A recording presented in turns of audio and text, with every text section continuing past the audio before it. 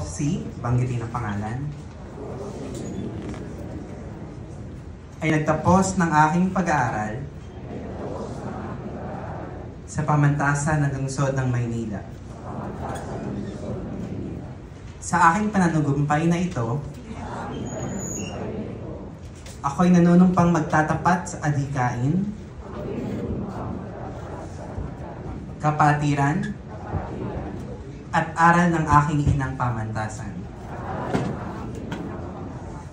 upang mapataniyag ang kaunlaran,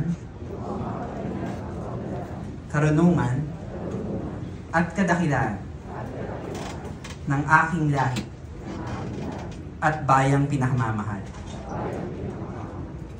Tinatalaga ko rin ang aking sarili at buhay sa paglilingkod sa dakilang lumikha na simula at hantungan ng lahat. Sa aking mga mahal sa buhay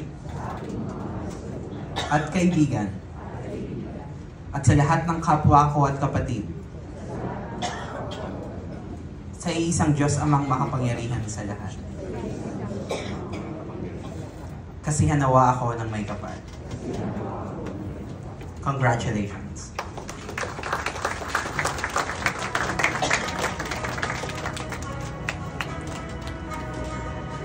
Thank you, Attorney Relson. Before ending today's conferment ceremonies, may we request our newly conferred Juris Doctors to come up the stage for a photo opportunity. May we also request university officials to join the group.